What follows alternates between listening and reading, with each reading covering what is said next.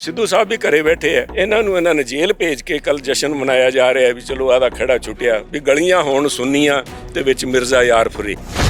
ਉਹਨਾਂ ਨੂੰ ਆ ਜਿਹੜਾ ਬੋਲਣਾ ਹੈ ਨਾ ਬਹੁਤ ਮਹਿੰਗਾ ਪਿਆ, ਕਿਉਂਕਿ ਇਹਨਾਂ ਦੇ ਆਪ ਦੇ ਭਾਈਵਾਲ ਵੀ ਮੈਨੂੰ ਲੱਗਦਾ ਵੀ ਇਹ ਪੂਰੀ ਸਾਜ਼ਿਸ਼ ਦੇ ਵਿੱਚ। ਕੱਲ ਘੱਟੋ ਘੱਟ 2-3 ਲੀਡਰਾਂ ਨੂੰ ਮੈਂ ਜਾਣਦਾ ਜਿਨ੍ਹਾਂ ਦੇ ਘਰੇ ਜਸ਼ਨ ਮਨਾਇਆ ਗਿਆ, ਕਾਂਗਰਸੀ ਜਿਹੜੇ ਲੀਡਰ ਆ ਉਹਨਾਂ ਦੇ ਕੁਲੀਗਸ। ਸੁਖਪਾਲ ਖਹਿਰਾ ਨੂੰ ਉਸ ਤਰੀਕੇ ਨਾਲ ਤਵੱਕੋ ਨਹੀਂ ਦਿੰਦੇ, ਉਹਨਾਂ ਦੀ ਪਾਰਟੀ ਦੇ ਵਿੱਚ ਵੀ ਉਹਨਾਂ ਨੂੰ ਉਨੀ ਅਸੈਪਟੈਂਸ ਨਹੀਂ ਹੈਗੀ। ਜਿਹੜੇ ਉੱਤੇ ਬੈਠੇ ਐ ਉਹਨਾਂ ਨੇ ਵੀ ਪੱਲੂ ਛੱਡਤਾ, ਨਹੀਂ ਤਾਂ ਉਸ ਕੱਲ ਹੀ ਉਹਨਾਂ ਨੇ ਮਾਰਨਾ ਸੀ ਚਲਾ ਕੇ ਵੀ ਆਹ ਤੁਹਾਡੀ ਆ ਇੰਡੀਆ ਤੁਸੀਂ ਪਾਸੇ ਕਰੋ, ਅਸੀਂ ਆਮ ਆਦਮੀ ਪਾਰਟੀ ਨਾਲ ਨਹੀਂ ਕਰਨਾ। ਜਦੋਂ ਕੋਈ ਆਵਾਜ਼ ਉੱਠੂਗੀ ਆਮ ਆਦਮੀ ਪਾਰਟੀ ਦੇ ਸਰਕਾਰ ਦੇ ਖਿਲਾਫ, ਇਹਨਾਂ ਨੇ ਇੱਕ ਝੂਠਾ ਕੇਸ ਹੋਰ ਕਿਸੇ ਤੇ ਪਾ ਦੇਣਾ। 50,000 ਕਰੋੜ ਦਾ ਕਰਜ਼ਾ ਚੱਕ ਲਿਆ, ਗਵਰਨਰ ਸਾਹਿਬ ਨੇ ਸਵਾਲ ਕੀ ਪੁੱਛ ਲਿਆ, ਭੀੜਾਂ ਪਈਆਂ ਹਰੇਕ ਕਿਸਮ ਦਾ। ਪਹਿਲਾਂ ਮਨਪ੍ਰੀਤ ਬਾਦਲ ਵਾਲੇ ਪਾਸੇ ਕਰਤਾ, ਹੁਣ ਸੁਖਪਾਲ ਖਹਿਰਾ ਵਾਲੇ ਪਾਸੇ ਕਰਤਾ, ਤੇ ਇਸੇ ਤਰ੍ਹਾਂ ਧਿਆਨ ਭਟਕਾਉਣ ਨੂੰ ਫਿਰਦਾ।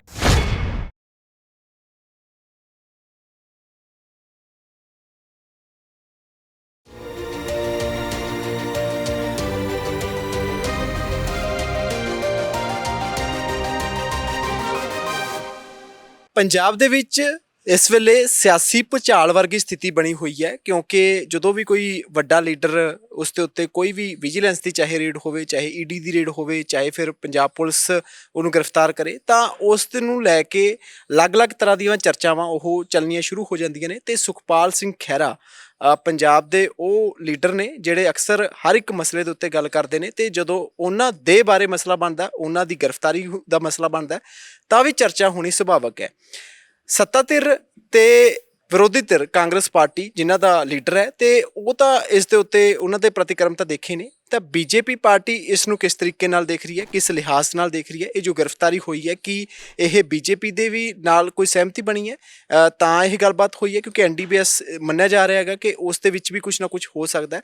ਇਹ ਜਾਣਨ ਦੀ ਕੋਸ਼ਿਸ਼ ਕਰਦੇ ਹਾਂ। ਸੁਨੀਲ ਜਾਖੜ ਸਾਹਿਬ ਸਾਡੇ ਨਾਲ ਨੇ, ਗੱਲਬਾਤ ਕਰਦੇ ਹਾਂ ਬੀਜੇਪੀ ਪ੍ਰਧਾਨ।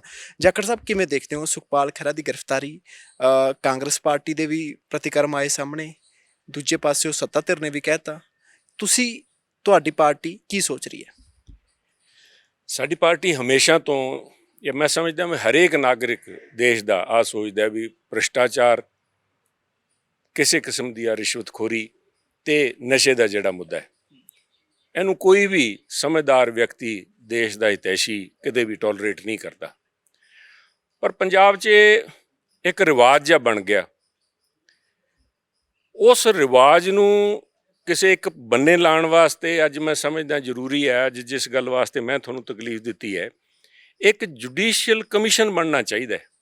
ਇਕੱਲੇ ਸੁਖਪਾਲ ਖਹਿਰਾ ਜੀ ਨੂੰ ਲੈ ਕੇ ਨਹੀਂ, ਸਾਰੇ ਮਸਲੇ ਜਦੋਂ ਦੀ ਆ ਸਰਕਾਰ ਬਣੀ ਹੈ, ਜਿਹੜੇ ਲੋਕਾਂ ਦੇ ਖਿਲਾਫ ਫਾਈਲਾਂ ਖੋਲ੍ਹੀਆਂ ਗਈਆਂ, ਗ੍ਰਿਫਤਾਰ ਕੀਤੇ ਗਏ ਹੈ, ਜ਼ਮਾਨਤਾਂ 'ਤੇ ਬਾਹਰ ਆ ਗਏ, ਜਾਂ ਜਿਹੜੀ ਫਾਈਲਾਂ ਨਹੀਂ ਖੋਲ੍ਹੀਆਂ ਗਈਆਂ, ਜਿਨ੍ਹਾਂ 'ਤੇ ਇਲਜ਼ਾਮ ਤਰਾਸ਼ੀ ਕੀਤੀ ਗਈ ਖੁਦ ਸਰਕਾਰ ਦੇ ਦੁਆਰਾ, ਜਿਹੜੇ ਲੋਕਾਂ ਦੇ ਅੱਖਾਂ 'ਚ ਅੰਦਰ ਵੀ ਦੋਸ਼ੀ ਹੈ, ਉਹ ਫਾਈਲਾਂ ਜਿਹੜੀਆਂ ਨਹੀਂ ਖੋਲ੍ਹੀਆਂ, ਉਹ ਸਾਰਿਆਂ ਦੇ ਉੱਤੇ ਇੱਕ ਜੁਡੀਸ਼ੀਅਲ ਕਮਿਸ਼ਨ ਬਣੇ।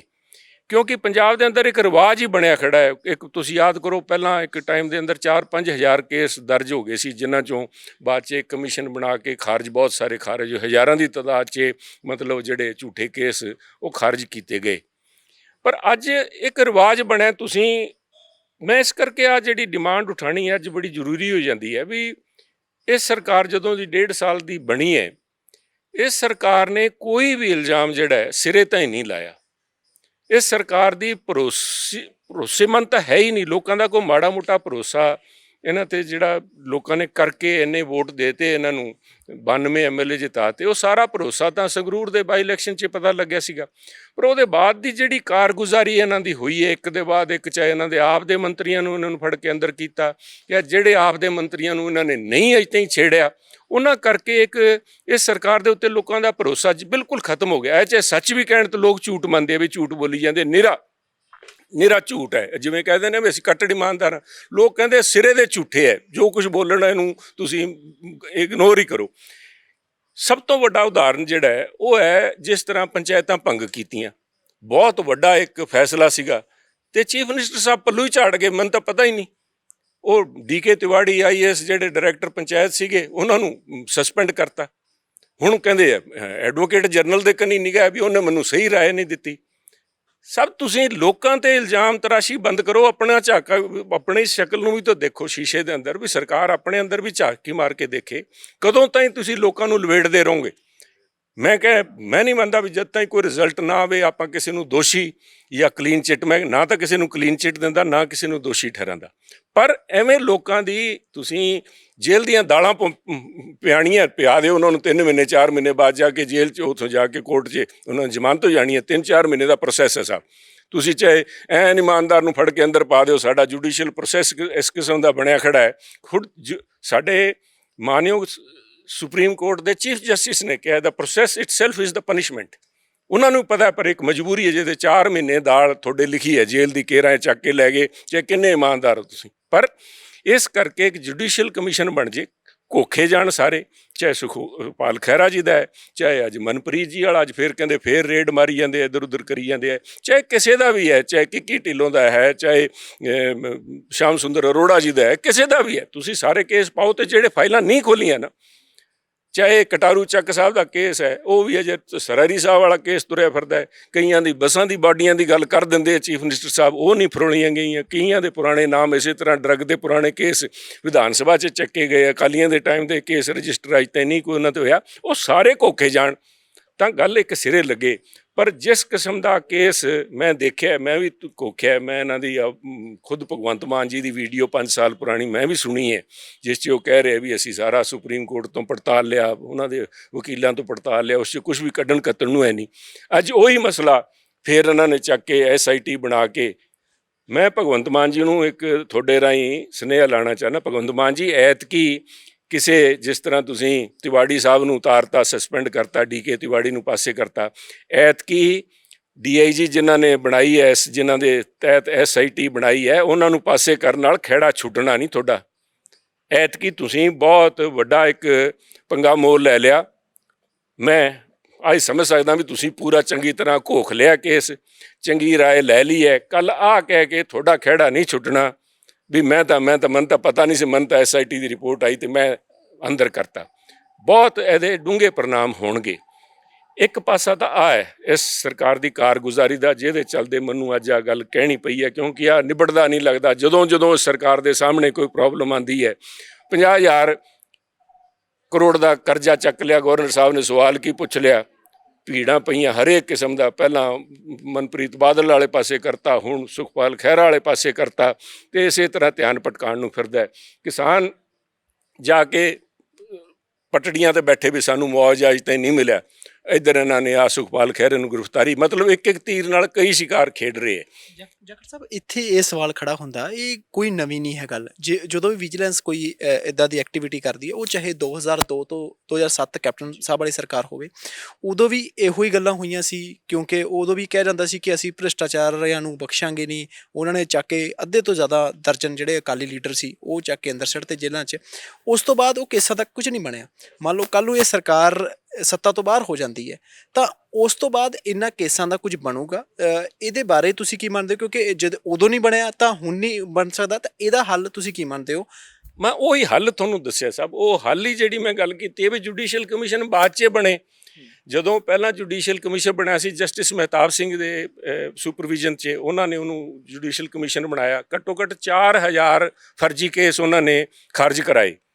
ਪਰ ਉਹਨਾਂ ਲੋਕਾਂ ਦੀ ਜ਼ਿੰਦਗੀ ਤਾਂ ਖਰਾਬ ਹੋ ਗਈ ਨਾ ਸਾਹਿਬ, ਜਿਹੜੇ ਉਹ ਦੌਰਾਨ ਭੁਗਤੇ ਸੀਗੇ 10 ਸਾਲ। ਉਹ ਅਕਾਲੀ BJP ਜਿਹੜਾ ਰਜੀਮ ਸੀ, ਉਹਦੇ ਦੌਰਾਨ ਜਿਹੜੇ ਅਕਾਲੀਆਂ ਨੇ ਕੇਸ ਬਣਾਏ ਸੀਗੇ, ਉਹਦੇ ਵਿੱਚ ਉਹ ਤਾਂ ਸਾਰੇ ਮਾਰੇ ਗਏ ਸਾਹਿਬ।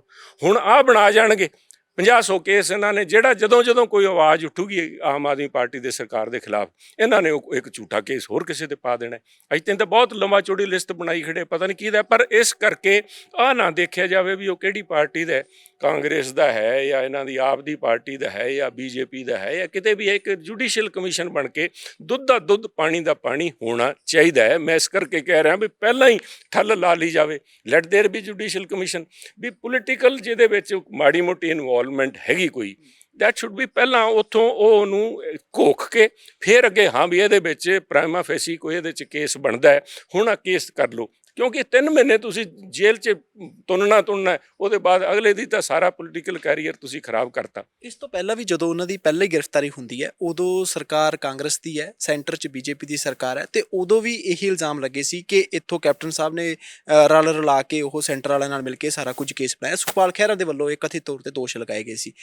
ਉਦੋਂ ਵੀ ਇਹੋ ਸਾਰਾ ਕੁਝ ਇੱਕ ਸਿਨੈਰੀਓ ਬਣਿਆ ਸੀ ਤੇ ਉਹ ਬਾਅਦ ਦੇ ਵਿੱਚ ਸੁਪਰੀਮ ਕੋਰਟ ਤੋਂ ਜ਼ਮਾਨਤ ਲੈ ਕੇ ਆ ਜਾਂਦੇ ਨੇ, ਤੇ ਜੇ ਹੁਣ ਵੀ ਉਸੇ ਤਰੀਕੇ ਦੇ ਨਾਲ ਕੋਈ ਉਹਨਾਂ ਨੂੰ ਰਾਹਤ ਮਿਲਦੀ ਹੈ ਤਾਂ ਇਹਦਾ ਤੁਸੀਂ ਕੀ ਅਸਰ ਮੰਨਦੇ ਹੋ? ਕਿਉਂਕਿ ਜਿਸ ਤਰੀਕੇ ਨਾਲ ਤੁਸੀਂ ਵਾਰ-ਵਾਰ ਇਹ ਗੱਲ ਤੇ ਜ਼ੋਰ ਦੇ ਰਹੇ ਹੋ ਕਿ ਇੱਕ ਬੰਦੇ ਦਾ ਸਿਆਸੀ ਕਰੀਅਰ ਨਹੀਂ ਖਤਮ ਹੋਣਾ ਚਾਹੀਦਾ ਕਿਸੇ ਦੀ ਸਿਆਸੀ ਰੰਜਿਸ਼ ਕਰਕੇ, ਤਾਂ ਇਹ ਤਾਂ ਕੋਈ ਵੀ ਸੱਤਾ ਆਏਗੀ, ਜੇ ਮੰਨ ਲਓ ਕੱਲ ਨੂੰ ਜਾਖੜ ਸਾਹਿਬ ਸੱਤਾ 'ਚ ਆ ਜਾਂਦੇ ਨੇ, ਰਜੀਮ ਤੁਹਾਡੀ ਹੋ ਜਾਂਦੀ ਹੈ, ਤਾਂ ਤੁਸੀਂ ਵੀ ਤਾਂ ਉਹੀ ਰਣਨੀਤੀ ਤੇ ਚੱਲੋਗੇ। ਐਗਜ਼ੈਕਟਲੀ ਸਾਹਿਬ, ਤੁਸੀਂ ਗੱਲ ਅਜੇ ਵੀ ਨਹੀਂ ਪਕੜੀ। ਮੈਂ ਕਹਿ ਰਿਹਾ ਵੀ ਆ ਇੱਕ ਇਸ ਤਰ੍ਹਾਂ ਦਾ ਇੱਕ ਪਰਮਾਨੈਂਟ ਪ੍ਰੋਸੈਸ ਬਣ ਜੇ ਵੀ ਉਹਨੂੰ ਪਹਿਲਾਂ ਜੁਡੀਸ਼ੀਅਲ ਉਸ ਚੋਂ ਕੱਢਿਆ ਜਾਵੇ ਵੀ ਇਹਦੇ ਵਿੱਚ ਬਰਾਬਰ ਕੇਸ ਬਣਦਾ ਹੈ ਕਿ ਨਹੀਂ ਬਣਦਾ, ਤਾਂ ਕਿ ਇੱਥੇ ਨਿਬੜ ਜੇ ਕੇਸ। ਉਹ ਕਿਵੇਂ ਮਿਲੂਗੀ? ਸਾਰੀਆਂ ਪਾਰਟੀਆਂ ਸਰਬਸੰਮਤੀ ਕਿੱਦਾਂ ਬਣੂਗੀ ਵੀ ਇੱਕ ਕਿਸੇ ਇੱਕ ਬੰਦੇ ਤੇ? ਕੋਰਟ ਤਾਂ ਫੈਸਲਾ ਕਰ ਹੀ ਸਕਦੀ ਹੈ। ਮੇਰੀ ਤਾਂ ਅਪੀਲ ਹੈ, ਚਾਹੇ ਕੋਰਟ ਦੇ ਰਾਹੀਂ ਹੋਵੇ ਚਾਹੇ ਸਾਰੀ ਪਾਰਟੀਆਂ ਬੈਠ ਕੇ ਕਰਨ, ਵੀ ਘੱਟੋ ਘੱਟ ਸਰਕਾਰ ਦੀ ਭਰੋਸੇ ਇਹਨਾਂ ਨੂੰ ਅਹਿਸਾਸ ਹੋਊਗਾ ਵੀ ਤੁਹਾਡੀ ਜਮਾਂ ਹੀ ਭਰੋਸੇਮੰਦੀ ਲੋਕਾਂ 'ਚ ਬਿਲਕੁਲ ਹੀ ਖਤਮ ਹੋ ਗਈ। ਲੋਕ ਇਹਨਾਂ ਦੀ ਗੱਲ ਨੂੰ ਮੰਨਦੇ ਨਹੀਂ। ਦੂਜੇ ਪਾਸੇ ਜਿਹੜਾ ਨਾ ਕਈ ਇਸ ਦੇ ਵਿੱਚ ਜਿੱਥੇ ਆਮ ਆਦਮੀ ਪਾਰਟੀ ਸਰਕਾਰ ਦਾ ਆ ਜਿਹੜਾ ਤਾਨਾਸ਼ਾਹੀ ਰਵੱਈਆ ਸਾਹਮਣੇ ਆਇਆ, ਮੈਂ ਸਮਝਦਾ ਵੀ ਇੱਕ ਤਾਂ ਮੋਟੀ ਗੱਲ ਜਿਹੜੀ ਆ ਹੋਣੀ ਚਾਹੀਦੀ ਸੀ ਵੀ ਕੱਲ੍ਹ ਦੇ ਦਿਹਾੜੇ ਤੇ ਜਦੋਂ ਉੱਥੇ ਸ਼ਹੀਦ ਭਗਤ ਸਿੰਘ ਦਾ ਜਦੋਂ ਉਹਨਾਂ ਦੀ ਜਨਮ ਆਪਾਂ ਮਨਾ ਰਹੇ ਸੀਗੇ, ਉਹਦਾ ਦਿਹਾੜਾ ਮਨਾ ਰਹੇ ਸੀਗੇ ਉੱਥੇ ਖਟਕੜ ਕਲਾਂ ਦੇ ਅੰਦਰ, ਉਸ ਦਿਨ ਤੁਸੀਂ ਆਪ ਦੇ ਖਿਲਾਫ ਚੱਕਣ ਵਾਲੀ ਆਵਾਜ਼ ਨੂੰ ਦੇਖੋ। ਕਿਸੇ ਦਾ ਉਹਨਾਂ ਨਾਲ ਸੁਖਪਾਲ ਖਹਿਰਾ ਨਾਲ ਵਿਰੋਧ ਹੋਵੇ ਚਾਹੇ ਉਹਨਾਂ ਦੇ ਨਾਲ ਦੇ ਹੋਣ, ਪਰ ਉਹ ਆਵਾਜ਼ ਤਾਂ ਚੱਕਦੇ ਸੀ ਸਾਹਿਬ ਹਰੇਕ ਗੱਲ ਦੇ। ਤੁਸੀਂ ਵੀ ਕਿਹਾ ਸਭ ਤੋਂ ਜ਼ਿਆਦਾ ਹਰੇਕ ਮੁੱਦੇ ਤੇ ਬੋਲਦੇ ਸੀਗੇ।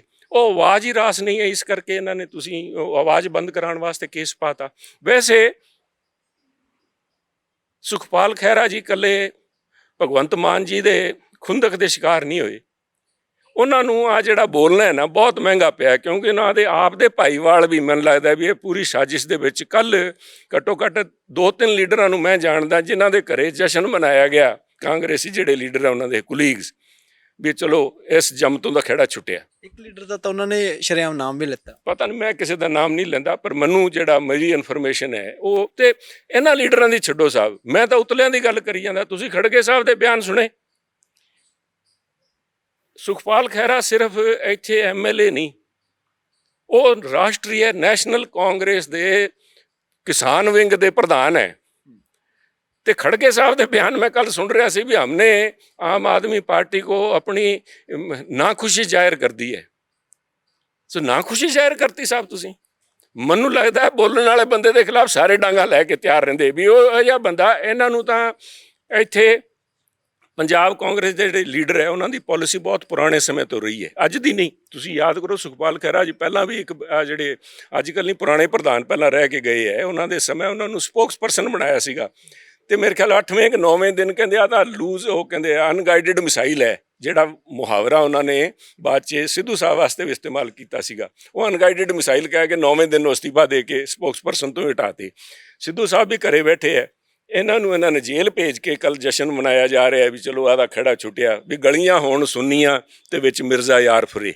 ਇਹ ਕਾਂਗਰਸੀ ਲੀਡਰ ਤਾਂ 27 'ਚ ਮੁੱਖ ਮੰਤਰੀ ਵਾਲੀ ਆਪਣੀ ਅਚਕਨਾਂ ਸੰਭਾਲੀ ਜਾਂਦੇ ਆ। ਇਹ ਸ਼ਿਕਾਰ ਸੁਖਪਾਲ ਖਹਿਰਾ ਜੀ ਇਕੱਲੇ ਭਗਵੰਤ ਮਾਨ ਦੇ ਨਹੀਂ, ਅੰਦਰੂਨੀ ਚਾਲ ਦੇ ਵੀ ਹੋਏ ਹੈ। ਤੇ ਜਿਹੜੇ ਉੱਤੇ ਬੈਠੇ ਹੈ ਉਹਨਾਂ ਨੇ ਵੀ ਪੱਲੂ ਛੱਡਤਾ। ਨਹੀਂ ਤਾਂ ਉਹ ਕੱਲ੍ਹ ਹੀ ਉਹਨਾਂ ਨੇ ਮਾਰਨਾ ਸੀ ਚਲਾ ਕੇ ਵੀ ਆਹ ਤੁਹਾਡੀ ਇੰਡੀਆ ਤੁਸੀਂ ਪਾਸੇ ਕਰੋ, ਅਸੀਂ ਆਮ ਆਦਮੀ ਪਾਰਟੀ ਨਾਲ ਨਹੀਂ ਕਰਨਾ। ਨਾ ਖੁਸ਼ੀ ਜ਼ਾਹਿਰ ਕਰਤੀ ਸਾਹਿਬ। ਜਾਖੜ ਸਾਹਿਬ ਇਸ ਤੇ ਹੋਣਾ ਇਹ ਚਾਹੀਦਾ ਸੀਗਾ। ਬਹੁਤ ਸਾਰੇ ਲੋਕ ਬੁੱਧੀਜੀਵੀ ਕਹਿੰਦੇ ਸੀ ਕਿ ਜੇ ਉਹਨਾਂ ਨੂੰ ਲੱਗਦਾ ਸੀ ਉਹਨਾਂ ਦਾ ਲੀਡਰ ਨਿਰਦੋਸ਼ ਹੈ ਤਾਂ ਸਾਰੇ ਲੀਡਰ ਇਕੱਠੇ ਹੋ ਜਾਂਦੇ। ਕੱਲ ਇੱਕ ਵੱਡਾ ਹਜੂਮ, ਇੱਕ ਵੱਡਾ ਇਕੱਠ ਵੀ ਕੀਤਾ ਜਾ ਸਕਦਾ ਸੀ, ਇੱਕ ਰੈਲੀ ਵੀ ਹੋ ਸਕਦੀ ਸੀ, ਇੱਕ ਸਰਕਾਰ ਦੇ ਉੱਤੇ ਪ੍ਰੈਸ਼ਰ ਵੀ ਕ੍ਰੀਏਟ ਕੀਤਾ ਜਾ ਸਕਦਾ ਸੀ, ਸੈਂਟਰ ਵੱਲੋਂ ਵੀ ਪ੍ਰਤੀਕਰਮ ਜਿਸ ਤਰੀਕੇ ਦੇ ਆਉਣੇ ਚਾਹੀਦੇ ਸੀ ਉਹ ਨਹੀਂ ਆਏ। ਤਾਂ ਇਹਦਾ ਕਾਰਨ ਕੀ ਹੈ ਕਿ ਸੁਖਪਾਲ ਖਹਿਰਾ ਨੂੰ ਉਸ ਤਰੀਕੇ ਨਾਲ ਤਵੱਕੋ ਨਹੀਂ ਦਿੰਦੇ, ਉਹਨਾਂ ਦੀ ਪਾਰਟੀ ਦੇ ਵਿੱਚ ਵੀ ਉਹਨਾਂ ਨੂੰ ਉਨੀ ਅਸੈਪਟੈਂਸ ਨਹੀਂ ਹੈਗੀ? ਦੇਖੋ ਉਹਨਾਂ ਦਾ ਅੰਦਰੂਨੀ ਮਸਲਾ ਹੈ, ਪਰ ਆਹ ਜਿਹੜਾ ਮੁੱਦਾ ਇੱਕ ਕਾਮਨ ਜਿਹੜਾ ਪੰਜਾਬ ਦਾ ਜਿਹੜਾ ਨਾਗਰਿਕ ਹੈ ਜਿੱਥੇ ਵੀ ਦੇਖਦੇ ਆ ਪੋਲੀਟਿਕਸ ਤੇ ਨਿਗਾਹ ਰੱਖਦੇ, ਉਹ ਸਾਰੇ ਇਸ ਗੱਲ ਦੀ ਕੱਲ੍ਹ ਇਹਨਾਂ ਨੇ ਮਹਿਸੂਸ ਕੀਤੀ ਹੈ ਵੀ ਇਹ ਵੀ ਜਿਹੜੇ ਲੋਕ ਅੱਜ ਉੱਥੇ ਵੀ ਡਰਾਮਾ ਕਰ ਰਹੇ ਆ, ਜਲਾਲਾਬਾਦ ਉੱਥੇ ਫਾਜ਼ਿਲਕਾ ਜੇਲ੍ਹ ਦੇ ਅੱਗੇ ਵੀ ਉੱਥੇ ਖੜੇ ਇਕੱਠੇ ਹੋ ਕੇ ਸਿਰਫ ਮਗਰਮੱਛੀ ਆਂਸੂ ਬਹਾ ਰਹੇ ਸਭ। ਇਹ ਸਾਰੇ ਇਸ ਗੱਲੋਂ ਖੁਸ਼ ਹੈ ਵੀ ਚਲੋ ਇੱਕ ਖਹਿੜਾ ਛੁੱਟਿਆ। ਨਵਜੋਤ ਸਿੰਘ ਸਿੱਧੂ ਘਰੇ ਬਿਠਾ ਰੱਖਿਆ, ਕਹਿਣ ਨੂੰ ਚਾਹੇ ਉਹਨਾਂ ਦੇ ਘਰੇ ਚਲੋ ਪ੍ਰੋਬਲਮ ਹੈ, ਬਿਲਕੁਲ ਉਹਦੇ ਨਾਲ ਸਾਰੇ ਪੰਜਾਬ ਦੀ ਸਾਨੂਭੂਤੀ ਹੈ ਵੀ ਉਹ ਜੇਤੀ ਠੀਕ ਹੋਣ ਮਿਸਿਸ ਸਿੱਧੂ, ਪਰ ਆ ਜਿਹੜੇ ਲੀਡਰ ਹੈ ਪੰਜਾਬ ਕਾਂਗਰਸ ਦੇ ਬੜੇ ਰਾਜੀ ਹੈ ਵੀ ਚਲੋ ਖਹਿੜਾ ਛੁੱਟਿਆ। ਹੁਣ ਸੁਖਪਾਲ ਖਹਿਰਾ ਦੋਨਾਂ ਦੇ ਭਗਵੰਤ ਮਾਨ ਦੇ ਅੱਖਾਂ 'ਚ ਚੜ੍ਹਿਆ ਸੀਗਾ, ਇੱਧਰ ਇਹਨਾਂ ਦੇ ਚੜ੍ਹਿਆ ਸੀ, ਉਸ ਤੋਂ ਖਹਿੜਾ ਛੁਡਾਤਾ। ਇਸ ਤਰ੍ਹਾਂ ਪਾਰਟੀਆਂ ਚੱਲਦੀਆਂ ਸਭ। ਇਹ ਲੋਕ ਤਾਂ ਜਸ਼ਨ ਮਨਾ ਰਹੇ ਹੈ, ਇਸ ਗੱਲ ਵਾਸਤੇ ਮੈਂ ਸਮਝਦਾ ਵੀ ਆਹ ਗਲਤੀ ਬਾਰ-ਬਾਰ ਰਿਪੀਟ ਨਾ ਹੋਵੇ, ਕਦੇ ਤਾਂ ਸੁਧਰੂਗਾ ਸਿਸਟਮ। ਇਹਦੇ ਵਾਸਤੇ ਇੱਕ ਜੁਡੀਸ਼ੀਅਲ ਪ੍ਰੋਸੈਸ ਹੋਵੇ ਵੀ ਇਸ ਕਿਸੇ ਵੀ ਕਿਸਮ ਦੀ ਆ ਜਿਹੜੀ ਹੈ ਡਿਟੈਂਸ਼ਨ ਵਾਲੀ ਗੱਲ ਜਿੱਥੇ ਆਵੇ ਉਸ ਤੋਂ ਪਹਿਲਾਂ ਪੂਰੀ ਘੋਖ ਕੇ ਗੱਲ ਕਰਕੇ ਫਿਰ ਹੱਥ ਪਾਇਆ ਜਾਵੇ, ਐਵੇਂ ਕਿਸੇ ਦਾ ਕੈਰੀਅਰ ਹੈ ਉਹਨੂੰ ਲਵੇੜਿਆ ਨਾ ਜਾਵੇ। ਜਾਖੜ ਸਾਹਿਬ, ਬੁੱਧੀਜੀਵੀਆਂ ਦੇ ਵਿੱਚ ਉਹਨਾਂ ਦੇ ਵਿੱਚ ਲਗਾਤਾਰ ਚਰਚਾ ਚੱਲਦੀ ਹੈ ਕਿ ਕੋਈ ਵੀ ਸਿਆਸੀ ਪਾਰਟੀਆਂ, ਸਾਰੀਆਂ ਸਿਆਸੀ ਪਾਰਟੀਆਂ ਇੱਕੋ ਪੇਜ ਤੇ ਨੇ। ਉਹ ਸੜਕ ਦੀ ਸਿਆਸਤ ਛੱਡ ਗਈਆਂ ਨੇ। ਉਹਨਾਂ ਨੂੰ ਇੱਦਾਂ ਲੱਗਦਾ ਕਿ ਗਵਰਨਰ ਹਾਊਸ ਜਾਓ, ਇੱਕ ਮੈਮੋਰੈਂਡਮ ਦੇ ਆਓ, ਇੱਕ ਮੰਗ ਪੱਤਰ ਦੇ ਕੇ ਬਾਹਰ ਆ ਕੇ ਬਿਆਨ ਦੇ ਦਿਓ, ਜਾਂ ਫਿਰ ਸੋਸ਼ਲ ਮੀਡੀਆ ਦੇ ਉੱਤੇ ਪਾ ਦਿਓ, ਜਾਂ ਇੱਕ ਮੀਡੀਆ ਦੇ ਵਿੱਚ ਬਿਆਨ ਦੇ ਦਿਓ। ਉੱਥੇ ਤੱਕ ਮਹਿਦੂਦ ਹੋ ਕੇ ਰਹਿ ਗਈਆਂ ਨੇ। ਇਹ ਤੁਸੀਂ ਇਹਦਾ ਕੀ ਕਾਰਨ ਮੰਨਦੇ ਹੋ? ਕਿਉਂਕਿ ਜਿਹੜੀ ਉਹ ਰਾਜਨੀਤੀ ਹੁੰਦੀ ਸੀਗੀ, ਉਹ ਰਾਜਨੀਤੀ ਕਿਤੇ ਨਾ ਕਿਤੇ ਨਿਰਧਾਰਤ ਹੈ, ਗਾਇਬ ਹੈ। ਬਿਲਕੁਲ ਤੁਹਾਡੀ ਗੱਲ ਠੀਕ ਹੈ ਸਾਹਿਬ, ਆ ਜਿਹੜੇ ਲੋਕ ਆ ਕਰ ਰਹੇ ਹੈ, ਪਰ ਅਸੀਂ ਮੁੱਦੇ ਦੇ ਗੱਲ ਤੇ ਕਰਾਂਗੇ। ਇਹ ਇਹਨਾਂ ਦਾ ਆਪਸੀ ਰਾਜਨੀਤਿਕ ਖੇਡ ਹੈ ਜਿਹਦਾ ਸ਼ਿਕਾਰ ਸੁਖਪਾਲ ਖਹਿਰਾ ਜੀ ਹੋਏ ਹੈ। ਇਹਦੇ ਵਾਸਤੇ ਇਹ ਆਪਣਾ ਧਰਨੇ ਲਾਉਣ ਚਾਹੇ ਅਸੀਂ ਕਿਸਾਨ ਦੇ ਲੈ ਕੇ ਬੀਜੇਪੀ ਪਾਰਟੀ, ਕਿਉਂਕਿ ਜਿਹੜੀ ਜ਼ਿੰਮੇਵਾਰੀ ਅਕਾਲੀ ਦਲ ਨੇ ਸਾਡੇ ਪੁਰਾਣੇ ਭਾਈਵਾਲ ਨੇ ਚੱਕ ਰੱਖੀ ਸੀ, ਉਹ ਤਾਂ ਆਪ ਹੁਣ ਕੇਰਾਂ ਹੋਰੀ ਪਾਸੇ ਤੁਰੇ ਫਿਰਦੇ ਆ। ਉਹ ਜ਼ਿੰਮੇਵਾਰੀ ਬੀਜੇਪੀ ਚੱਕੂਗੀ, ਉਹਦਾ ਅਸੀਂ ਆਪਣਾ ਛੇਤੀ ਏਜੰਡਾ ਜਿਹੜਾ ਦਿਆਂਗੇ। ਅਸੀਂ ਲੋਕਾਂ ਦੇ ਵਿੱਚ ਜਾਵਾਂਗੇ, ਜਿਹੜੇ ਮੁੱਦੇ ਨੂੰ ਲੈ ਕੇ ਅੱਜ ਕਿਸਾਨ ਸੜਕਾਂ ਰੇਲਵੇ ਟਰੈਕ ਰੋਕੀ ਬੈਠੇ ਹੈ, ਉਹ ਗੱਲ ਅਸੀਂ ਚੱਕਾਂਗੇ।